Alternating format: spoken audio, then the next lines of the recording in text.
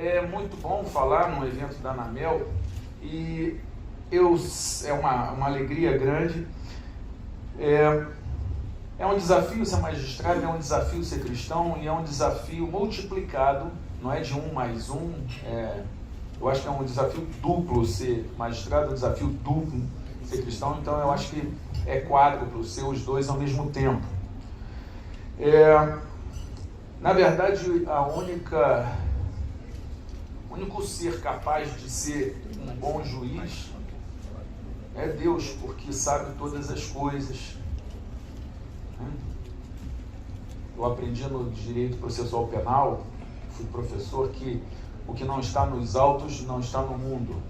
A minha experiência me fez ver que a dificuldade que tem para produzir a prova, e tanta gente que quer produzir só a prova que interessa, esconder a que não interessa, quase que é o contrário. O que está no mundo não está nos autos. Então, a gente tem que realmente fazer um esforço muito grande para fazer justiça. Eu escolhi esse tema, mas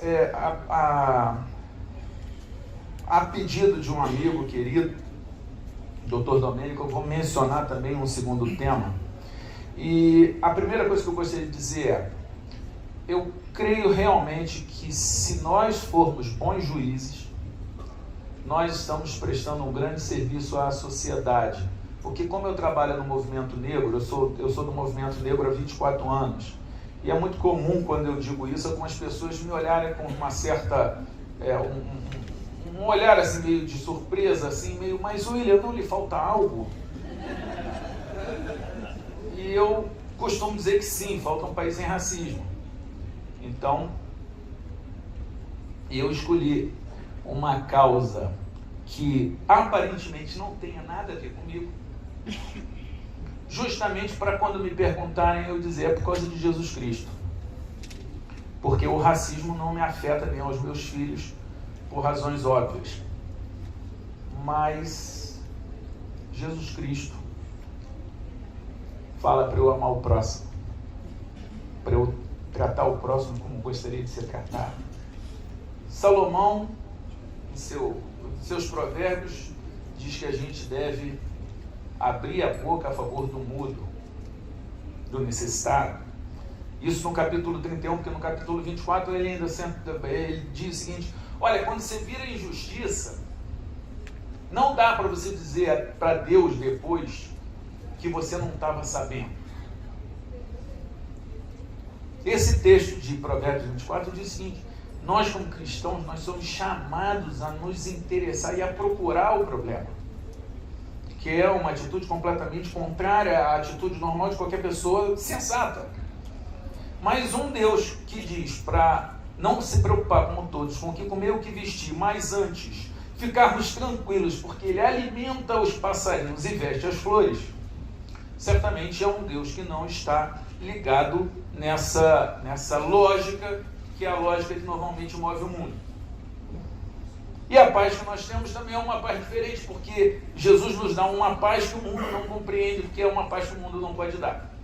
Então nós estamos, ao mesmo tempo, no campo do sobrenatural, de um Deus absolutamente incomum em suas lições, e no nosso campo secular, de profissionais. Eu costumo dizer, disse isso no dia da minha posse, que eu sou um homem de 2 livros: a Bíblia e a Constituição Federal. São os 2 livros que me movem, cada um no seu espaço, né? nos seus círculos de competência, nos seus espaços de competência. E quando sabem que eu trabalho no movimento, eu falo, que legal ver um juiz trabalhando pela sociedade. E eu digo assim, não, amigo, peraí, para tudo. Se eu for um bom juiz, eu já estou dando uma grande contribuição para a sociedade. E isso não vale só para o juiz, isso vale para quem está aqui, que é do Ministério Público, quem é advogado, quem é assessor. Estava agora tirando a foto com uma assessora de uma desembargadora. Nós temos dentro do serviço público uma coisa extraordinária, porque se nós fizermos o serviço para o qual somos pagos, nós estamos dando uma grande contribuição para esse país. E mais interessante ainda, se formos cristãos, porque Deus nos manda ajudar o próximo, servir ao próximo. Então, de certa forma, eu recebo do governo federal para ser um bom cristão. Isso é muito legal. Então, vejam, a primeira coisa, se um juiz não fizer mais nada pela sociedade, mas for um bom juiz, se o advogado fizer isso, se o promotor fizer isso, se o advogado público fizer isso, já está dando uma grande contribuição para a sociedade. Mas se quisermos ir além disso, em homenagem à nossa cidadania ou em homenagem ao nosso cristianismo, está ótimo. Eu tenho tido o privilégio de sempre estar muito bem pontuado em produtividade, já ter vários prêmios por produtividade, por inovação. A ideia dos juizados especiais na Justiça Federal, eu fui o primeiro a dar essa ideia. Eu já tive em vários lugares falando desse tema. E eu costumo muito trabalhar com aqueles que seguem a Bíblia. E é interessante que no espaço secular identificam-se como cristãos os católicos, os evangélicos, os espíritas e muitos do candomblé também. Então você tem todo esse povo permeável a Jesus Cristo, permeável à sabedoria da Bíblia. E a Bíblia diz para a gente fazer tudo de coração. A Bíblia fala para a gente trabalhar como se fosse para Deus e não para os homens. Isso está escrito na Bíblia, não foi ideia minha, eu não seria tão ousado.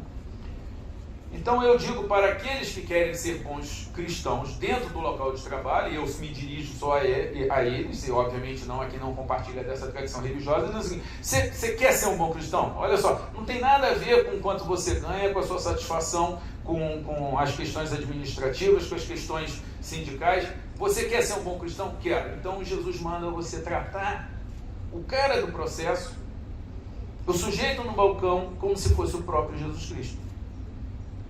Jesus chegou no balcão. E isso é muito fácil, você fazer alguém produzir muito com essa lógica dentro da cabeça. Ou aquela que está lá em Jeremias, que levado para a Babilônia como escravo, ouve a seguinte recomendação divina: trabalhe para o bem da cidade, porque se a cidade estiver bem, você estará bem.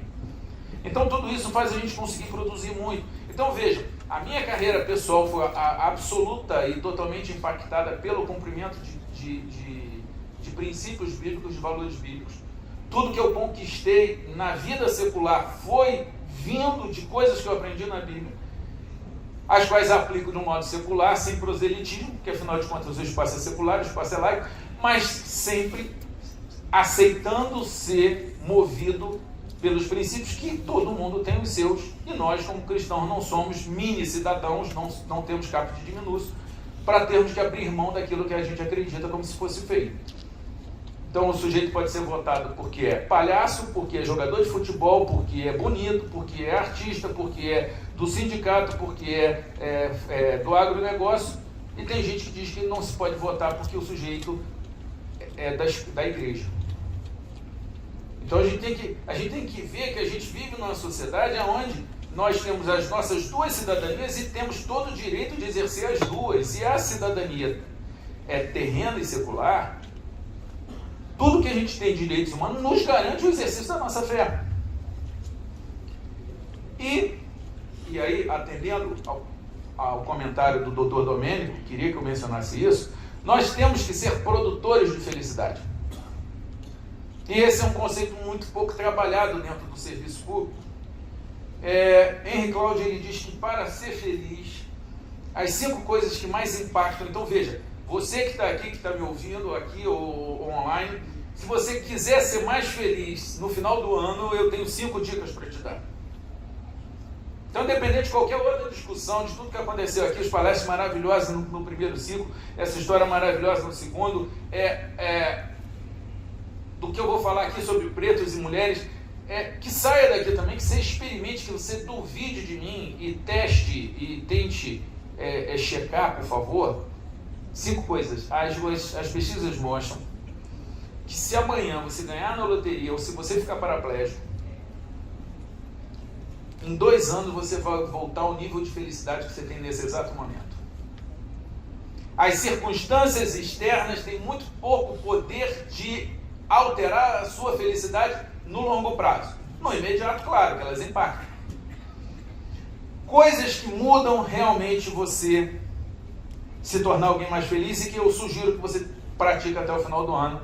E depois entre no meu Instagram, aliás, eu já publiquei que a gente está aqui, e me dê lá um feedback, né, sobre o que foi isso, @William Douglas, se você puder depois entrar e me dar um oi lá. Primeira coisa, pessoas felizes se comunicam com as outras. Elas conversam. Elas falam.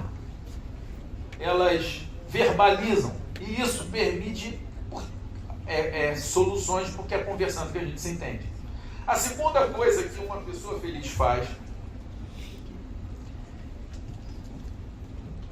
desculpe, eu quero ser mais claro com você. A pessoa feliz, ela se comunica, mas ela se comunica mais com pessoas felizes. Porque felicidade e tristeza é viral, é contagioso. Você sabe, você se lembra disso, de lugares que você chegou, que o astral estava baixo, a vibe estava ruim, e você foi impactado por aquilo ali. E também o contrário, há lugares que você chega e está todo mundo feliz, isso acaba te contagiando. Então essas coisas são contagiosas. Então você precisa, eu preciso, todos precisamos de andar com gente feliz para que a gente melhore, para que a gente fique feliz. Se você só andar com gente triste, você vai ficar triste. Aí você me pergunta, como já me perguntaram, mas não é feio eu andar com uma pessoa feliz só porque ela é feliz? Não seria um egoísmo, alguma coisa? E eu sempre respondo, não se preocupe, o cara está feliz, ele não vai ficar chateado com você se você está com ele. Esse pensamento é um pensamento de gente triste. Então, ande com gente feliz. Seja a pessoa feliz com o que os outros precisam andar. Ah, mas e aquela pessoa triste? Eu não devo falar com ela? De forma alguma. A pessoa triste é o seu campo missionário, é o seu campo de solidariedade, de fraternidade, mas para cada minuto gasto com uma pessoa, despendido com uma pessoa triste, você tem que gastar 3 minutos com uma pessoa feliz. É a relação que faz a compensação para você não sair contaminado de tristeza e você fazer o serviço inverso. Então fica aqui a recomendação. A segunda coisa que uma pessoa faz, então veja, a primeira coisa tem 2 partes. Primeiro, conversar com todo mundo, mas segundo, conversar e estar e conviver com gente feliz. É fácil isso? Anotou, sim ou não? Segunda coisa que pessoas felizes fazem, elas são generosas. E a generosidade ativa no cérebro as mesmas áreas que o sexo e a alimentação. Se você gosta de sexo e comida, você vai gostar de ser generoso. Se você não gosta de sexo e comida, você deve procurar o serviço psicológico aqui do tribunal, você está com um problema e a gente precisa trabalhar isso. Terceira coisa que uma pessoa feliz faz, ela age, ela não fica reclamando, ela não fica parada, ela vai e faz alguma coisa. Então para de ficar esperando as coisas acontecerem. Com 3 sapinhos estavam de um lado da rua, e aí o outro lado era melhor, e aí um sapinho decide ir para o outro lado da rua, decide ir para o outro lado da rua. Quantos sapinhos ficaram do lado feio da rua? 3. Porque ele só decidiu, ele só sonhou, ele não fez nada. Então, por favor, não sejamos o sapinho do lado errado da rua. Quarta coisa, o sujeito feliz, ele para de ficar sofrendo com o que ele não tem, com o que ele não virá a ter, e ele aproveita e curte o que ele tem e trabalha para ter o que ele acha que pode ter. E normalmente essas pessoas acabam tendo muito mais do que imaginariam poder ter. Não sei se eu estou falando rápido demais, está ficando confuso. Para de reclamar. Para de sofrer com o que você não tem. Começa a jogar com as cartas que você tem na mão. E vê depois o que vem pela vida. Agora, a última e mais importante coisa que existe na felicidade é que as pessoas felizes trabalham para algo maior do que elas mesmas. E é essa talvez a grande coisa que a gente tem que incorporar na nossa própria vida, que a gente precisa fazer com que os nossos subordinados, os nossos colegas também incorporem nas suas. Nós não trabalhamos, se quisermos ser mais felizes, para nós mesmos. Nós temos que trabalhar para algo maior do que nós. 3 homens estavam numa obra, operários, numa obra lá, no canteiro de obra na França. E aí o pesquisador chega para o primeiro operário e fala: o que você está fazendo aqui? E ele respondeu: estou aqui sendo explorado por um porco capitalista. Ok, ele se dirige ao próximo: o que você está fazendo aqui? Eu estou aqui colocando comida na mesa da minha família.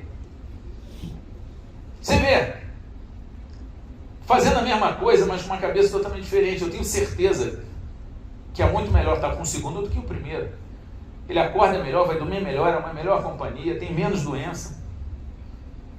Agora, legal mesmo foi o terceiro, que indagado sobre o que está fazendo ali, ele diz: estou aqui construindo uma catedral que vai fazer parte da história da França. Uau! É esse cara que eu quero ser amigo, que eu quero estar do lado. É esse cara que eu quero que a minha filha case. Por quê? Porque esse cara é diferenciado. E os três ganham a mesma coisa, fazem a mesma coisa. E se a gente consegue incorporar isso, vai ser muito legal. Vai ser muito legal.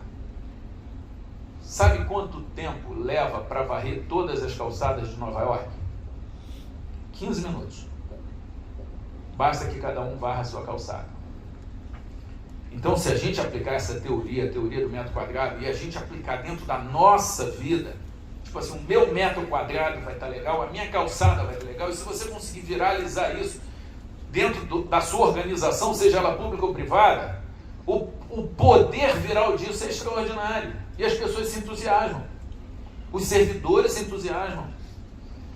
E as pessoas gostam. E isso produz felicidade. Então veja, um bom servidor, ele tem que se comunicar, ele pode ser generoso, ele tem que agir e ele pode, se quiser, trabalhar para algo maior do que ele mesmo. Então, ser servidor pode ser uma fonte de felicidade para o próprio servidor, mas também ele deve ser uma fonte de felicidade para os outros. E o que isso muda em relação aos cristãos? Nada. É um ponto de coisa muito fácil de trabalhar. Quando eu estou fazendo isso, eu estou sendo bom servidor e bom cristão ao mesmo tempo. E aí entra o tema que eu quis falar. Jesus, os pretos e as mulheres. Primeiro vamos resolver muita gente que não é alfabetizada em questão racial. Afinal de contas, é preto ou é negro? Gente, é simples. Tem o branco, tem o pardo e tem o preto. Branco e preto, todo mundo sabe o que é. O pardo é o misturado, é o miscigenado. O negro é a soma do preto com o pardo, que foi um movimento político bem interessante para aumentar a força daqueles que queriam as cotas, mas isso é outra história. O fato é, o que é o negro? O negro é a soma do grupo de pretos com o grupo de pardos. São 56% da população brasileira. A gente tem 9% de preto, até 56% é pardo, e você tem 44% de branco. Na população, mas no judiciário, os juízes são só 12,8% dos negros. Então tem alguma coisa errada nesse país. O pessoal que diz que não há racismo no país, tem alguma coisa errada. Se você vê, nos mais baixos, 10% mais baixos, 80% são pretos, e entre os mais ricos, 10% só são pretos. Então tem alguma coisa errada. Aqui, é só contar quantos pretos tem aqui. É totalmente incompatível com a cara do país que está lá fora. Então há algo a ser enfrentado. Outra coisa, ser mulher. É muito mais difícil ser mulher do que ser homem. Ninguém discute isso, ninguém tem dúvida disso. E a sociedade tem que enfrentar, e tem tentado enfrentar esse problema, e a igreja tem que enfrentar esse problema. E aí é que está o problema. O nosso problema. Na minha opinião, os cristãos, e nós estamos falando aqui no encontro de magistrados evangélicos, os evangélicos não têm sido hábeis, ativos, proativos, competentes o suficiente ao lidar com essa questão. Tenho grande orgulho de ser evangélico, de ser cristão, porque se você for olhar a quantidade de obra social, de mobilização sempre que existe uma tragédia, a quantidade de gente visitando o presídio, dando banho em mendigo, recuperando mendigo. Eu sou embaixador da Missão Vida, que tem 900 vagas de recuperação de morador de rua. Pega o cara na rua e devolve ele recuperado. Então, a gente faz um trabalho muito legal, mas as pessoas sabem pouco do nosso trabalho. E nós não temos sido capazes de mostrar todo o trabalho que a gente faz. Então, muitas vezes, identifica o evangelho como que ele é contra, e pouca gente sabe o que a gente é a favor. E não é por falta de trabalho, a gente trabalha a beça. Então tem alguma coisa errada. Tem alguma coisa que a gente tem que consertar. Não só pela nossa imagem, para a gente ser reconhecido como que é, porque se a gente for odiado pelo que a gente é, ok. Está previsto, é só ler o Sermão do Monte. O chato é quando nós somos odiados pelo que nós não somos. Aí não. Nós não somos racistas, pelo menos não somos as igrejas mais racistas do que a sociedade é. Eu acho que é até menos. Você vê o lugar que tem mais preto em posição mais alta, são nas igrejas. E as pessoas pouco percebem isso. E eu quis falar dos pretos, porque existem muitas pessoas, e isso serve como alerta, que querem colocar o cristianismo como a religião que apoiou a escravidão. E trabalham incessantemente com isso. E querem dizer que o cristianismo da África, aí querem impor aos negros que eles sigam religião de matriz afro. Ok, é um direito. Mas tem professor universitário que chega para acadêmico evangélico e diz que ele sendo preto, não pode ser evangélico, porque os evangélicos é que levaram a escravidão para a África e que ele tem que ser de religião de matriz africana. Isso acontece direto. Isso acontece em vários movimentos identitários. Agora, isso tudo é mentira. A escravidão é algo que existe desde que o mundo é mundo, foi praticado em todas as culturas, por todo mundo, por todas as religiões. Os cristãos também têm culpa nisso? Tem. É só ler a história. Mas quem primeiro falou contra a escravidão, por causa que o homem era imago Dei, foi o cristão. Os cristãos participaram da escravidão? Sim, mas também participaram dos movimentos abolicionistas. Então a gente tem muita história bonita que é sonegada para muita gente aí fora. Pior, o cristianismo também é uma religião de matriz africana. O cristianismo está na África há 2000 anos. Quem levou o cristianismo para a África não foram os colonizadores europeus que foram lá comprar escravos, que também não dizem que foram pretos que venderam os escravos, né? Também tentam apagar essa parte da história.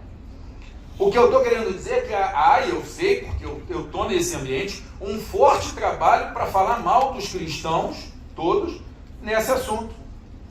E o pior, e que eu venho aqui trazer o problema, é que a solução atual e terrena para o problema da escravidão, do racismo, das relações raciais, do que a gente tem aí de errado, e tem sido a solução do Black Lives Matter, que é incêndio, que é quebra-quebra, que é violência, que é a solução da segregação, é a solução da revanche, é a solução do ódio racial. Isso é o que tem sido pregado. É só você entrar em qualquer grupo racial, em qualquer rede social, e você vai ver que tem sido pregado o racismo contra o branco. E pior, ainda dizem que isso não é racismo porque, aspas, não existe racismo reverso. Como se alguma raça tivesse o monopólio do racismo. Isso tudo, gente, está acontecendo agora, nesse momento.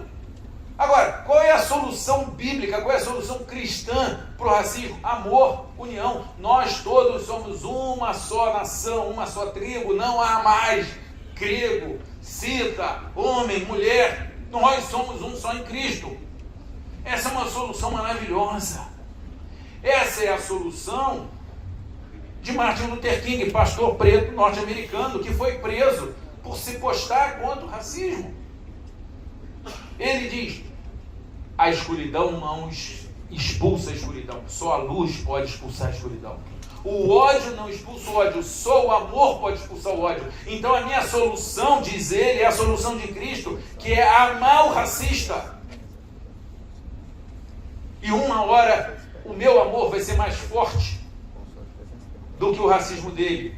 E ele vai se curvar, e ele vai mudar. E aí a nossa vitória vai ser dupla. E enquanto isso não acontecer, eu vou ter mais capacidade de sofrer do que a sua de me fazer sofrer.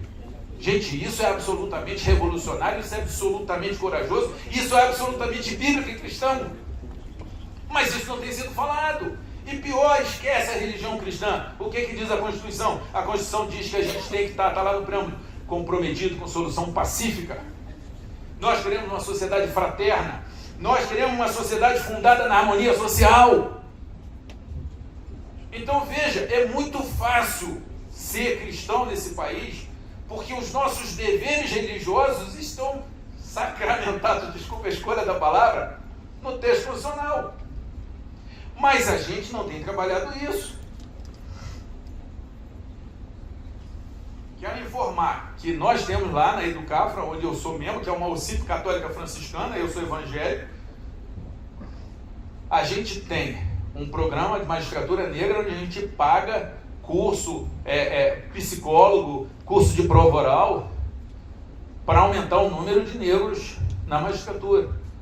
Mas são ações específicas, diretas, objetivas, que podem ser feitas. A questão da mulher. Saiu uma notícia aí de que 60% das mulheres que são vítimas de violência são evangélicas. Esse é o dado. Tem alguma coisa errada.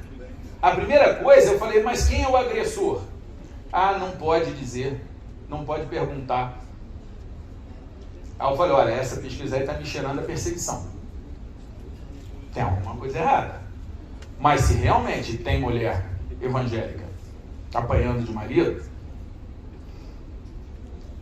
tem alguma coisa errada com a igreja. Como é que a igreja lida com isso? Será que está havendo um trabalho pastoral equivocado?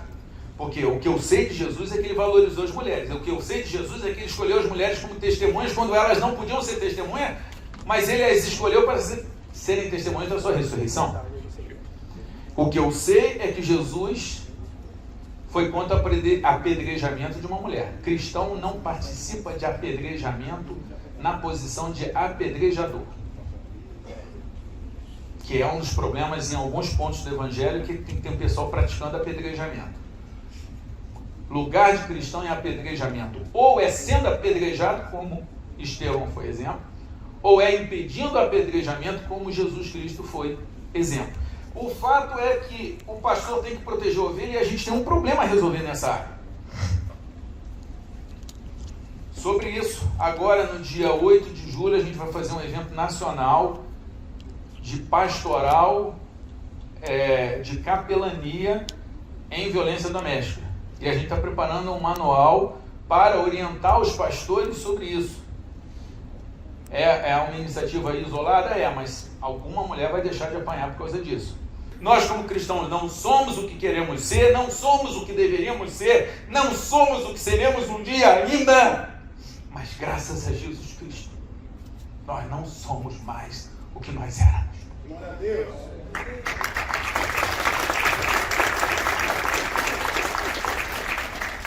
E tudo isso, se a gente viver, apesar das nossas falhas e nossos pecados, apesar das nossas quedas, se a gente viver, isso vai impactar o serviço público. Isso vai impactar o mundo.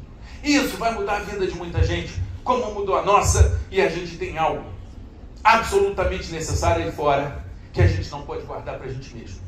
Por quê? Pela terceira vez, e com isso eu encerro a nossa conversa. Jesus diz que a gente tem que ser brilhante, que não se esconde a luz debaixo da mesa. E Martin Luther King diz que a escuridão não espanta a escuridão, não vence a escuridão, só a luz faz isso. Da mesma forma, todo o ódio que existe aí fora, todo desânimo, toda tristeza, toda depressão, tudo isso precisa de luz. E nós conhecemos aquele que é a luz do mundo, devemos compartilhá-la. É isso que eu gostaria de compartilhar com os senhores nessa manhã. Muito obrigado.